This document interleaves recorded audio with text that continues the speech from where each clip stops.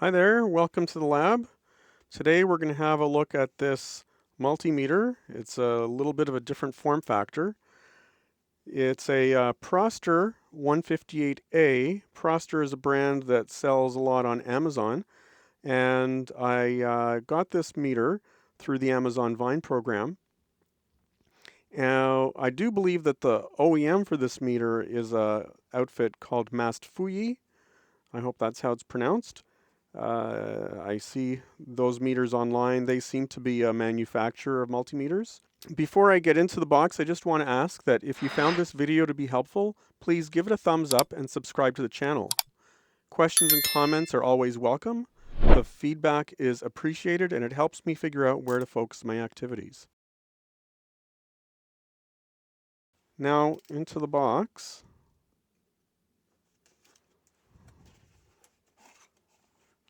You can see that the meter is in a pouch here. There is a user manual in many languages. Most of it is other languages. There are 12 pages in English, it seems. Okay, so very thick manual, but really just 12 pages in English. That's empty. Nice enough little pouch here. Meter comes with a bunch of batteries, which is a nice touch. A set of probes. And interestingly enough, well, because of the form factor of this meter, the probes, instead of having right angle plugs, they have straight plugs.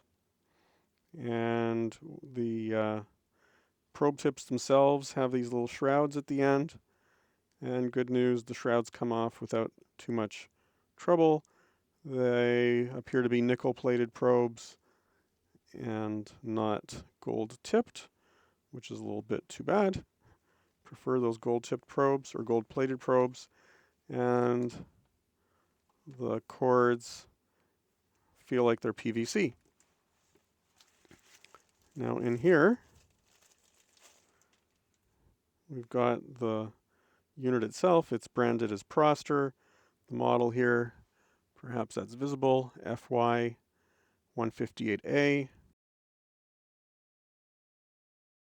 We will need to get some batteries in there before we can do anything else. One screw here opens the battery compartment, and there's a threaded ring here, which I like to see because I don't like seeing the plastic chewed up. And slot the batteries in, cover back on, done. That was pretty easy. And now we'll power up for the first time.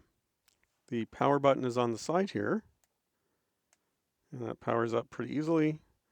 And we can see that by default, it's got an auto mode, and that sticker came off without peeling off anything else. So this meter has a bunch of functions.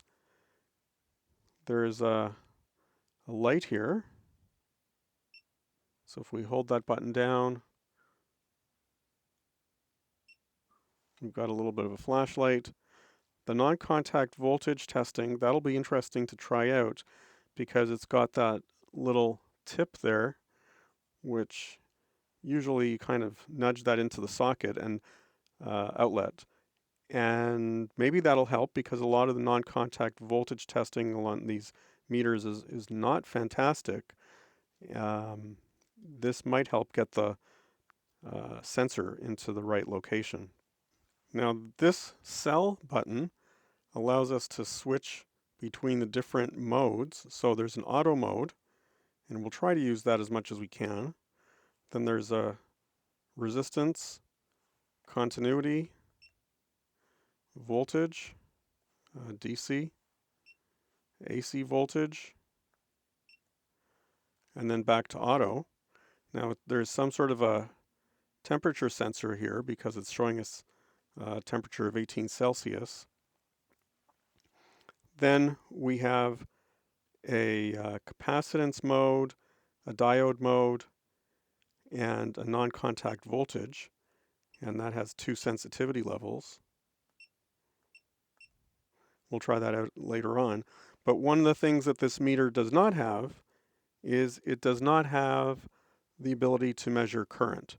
So it can do most of the other common features, including what we'll try out here is frequency, but it is lacking the ability to test current. We'll be testing DC voltage first, and we'll be using this process calibrator. I haven't connected the leads yet, and so right now this is not putting any voltage out, and the meter is in auto mode. Now what's going to happen here, unfortunately, because it's not outputting any voltage, it's gone into continuity mode, and so it's making a lot of fuss there. If I bump the voltage up 1/10 of a volt, 2/10 of a volt, at 3/10 of a volt, it kind of figures out that we're in voltage mode. And now they're in voltage mode, we can start going down to 2/10 of a volt, 1/10 of a volt. Now, the 1/10 of a volt reading is perhaps off more than I'd like to see it. And we can go up to 1 volt. We're off there by 4 millis. 2 volts, once again off by 4 millis. We'll go up to 8 volts. Now, because of the number of counts, the precision's dropped off, but we're off now by 40 millivolts. And this, we can go to 10. Once again, we're off by 4. So we're off, it seems we're off by 4 in the last digit. Now, one of the things I can do is I can put the meter into a dedicated voltage mode. And so if we put it into the dedicated voltage mode, hopefully it won't squeal. And so now it's reading 0 volts. The calibrator is putting out 0 volts. When I put out 1/10 of a volt, it's right on. 2/10, right on. 3/10, that's pretty much, that's right on. 1 volt, I think I would give that a right on. 2 volts. And so it's seeming that in the dedicated mode, it might be a little more accurate than in the auto mode. Oh, now it's sort of drifting away again. No, it's off by 40 millivolts here. So at the low end, it seemed a little more accurate in the dedicated mode than in the auto mode. We can look at DC millivolts, and when I connect the sensor here, so right now it's 0. If I go up, that's 1 millivolt, and we've got 1 millivolt here on the meter. So that's actually, well, you can see it's kind of wavering a little bit. It's probably at the limits of what it can do, but it's actually picking up, and that's a little bit surprising, although it doesn't show anything below the millivolt level, because it doesn't really have a dedicated millivolt range, but it's actually picking up the millivolts pretty well here. So that's 10 millivolts. Well, now that's showing 12-ish. 20 millivolts. That's 17. So it's picking up the millivolts, but the accuracy there, not the greatest, I would say. But that's sort of limited, if you will, because it doesn't have a dedicated millivolt range. For AC voltage, I've got the Bryman here set up as sort of my reference. Right now we're hooked up, but the power's not on. We're seeing some ghost voltage on the 2 meters, and the Proster is in the dedicated AC mode. Let's see what happens when I turn the power on.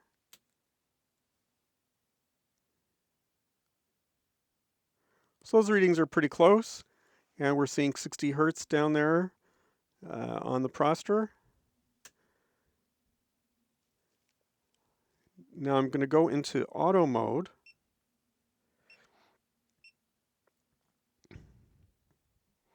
Okay, I need to disconnect to get into auto mode.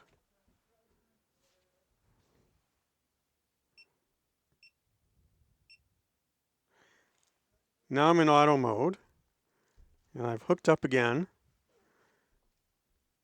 And because it's in circuit with the Proster and there's some ghost voltage, you can see it's thinking that it's in resistance mode.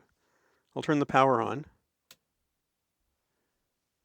And it doesn't take too long to come to AC voltage. Not too bad there. And once again, the reading is pretty close to what the Bryman is showing.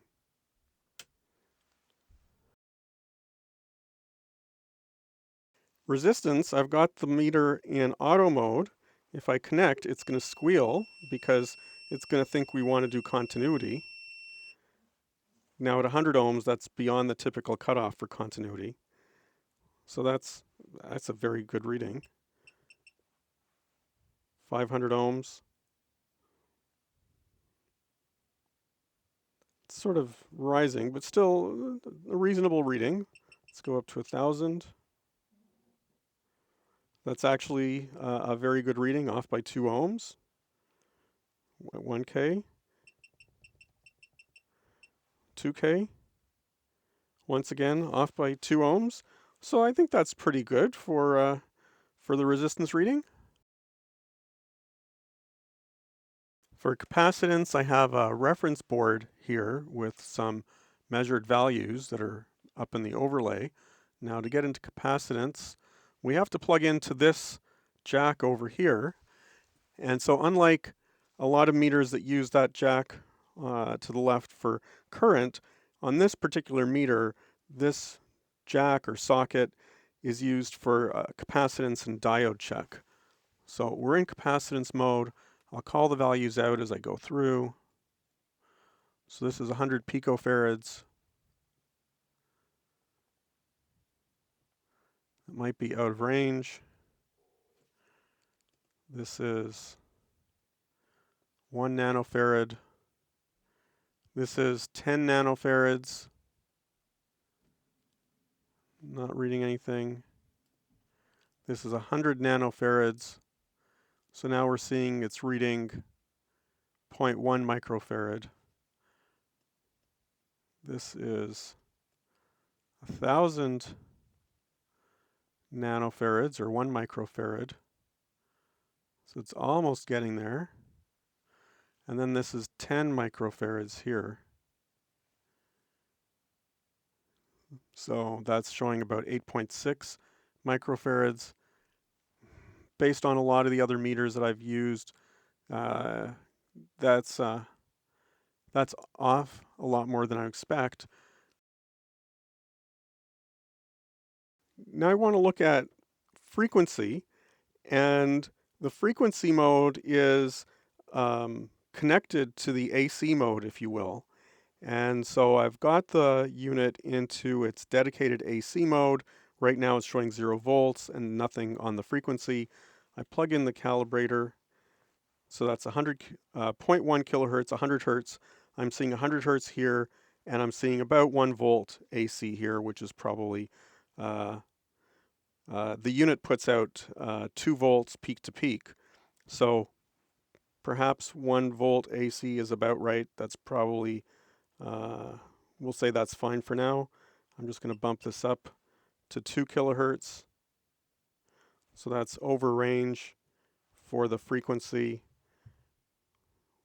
1 kilohertz, also over range, 900 hertz.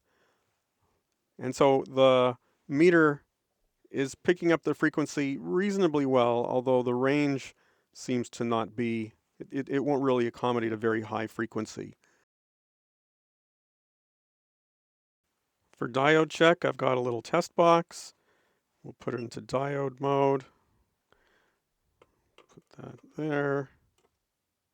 So that's a good reading, and that's a good reading, but no tone on either of them. That lights up, that's a decent reading.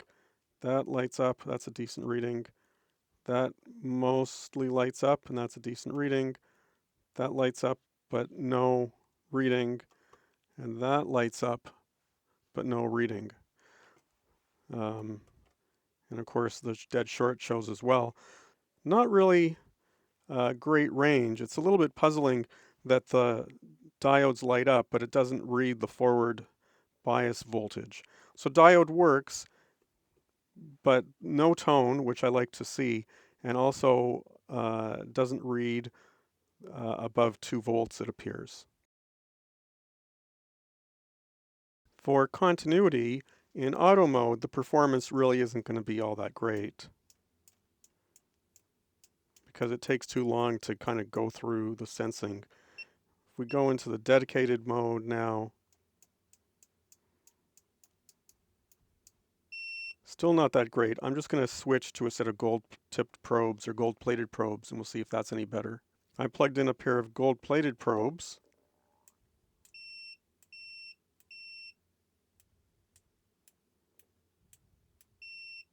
Performance in continuity is not all that great. So you need to have a really solid contact for continuity to trigger. I'm not very impressed with that. For non-contact voltage, my typical test is to take this plug and the live wires along this edge of the plug, and I bring that in proximity to the non-contact sensor and see what we see.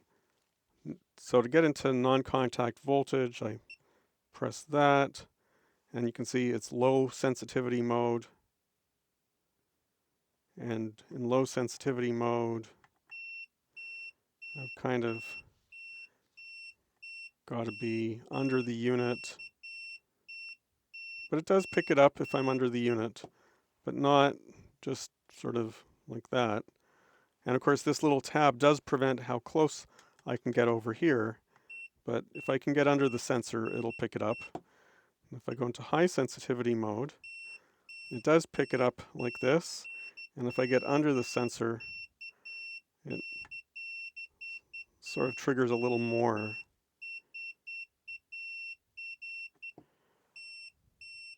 So I think for high sensitivity, I'd probably be happy with that. And it is nice to know exactly where the non-contact sensor is. And for a socket, I can use that to localize exactly on the high point or the hot wire. I've attached the probe into the common line. Now that's not where it says it should be plugged in. It says that live should be picked up off of this particular socket, but I did plug in the common line, and I also checked the manual, and it shows that live should be picked up on this particular input. But in any case, we'll try this. So this is ground. That's more or less what we expect.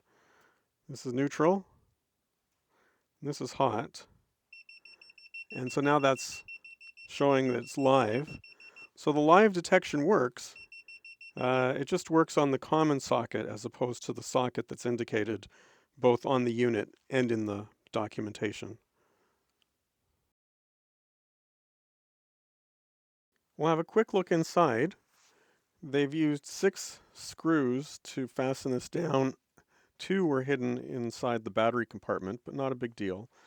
Now, annoyingly, the battery compartment is wired in to the main board, which is a little bit weird because it turns out that there are some other pads here for batteries. So that's labeled. But instead, I mean, there is this other option which they've used, and they've wired them in. Now, in terms of what we find here, you can see that the non-contact sensor here is a little bit strange. It's just this piece of wire that's coiled up in there. And we've got the buzzer there. This is an LCD controller. The main guts of the unit are hidden to us, so we don't know what DMM controller chip they're using.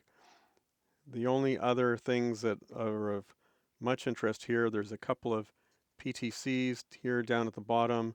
The way they've designed the inputs on this particular unit, they're using one PTC on each of these channels.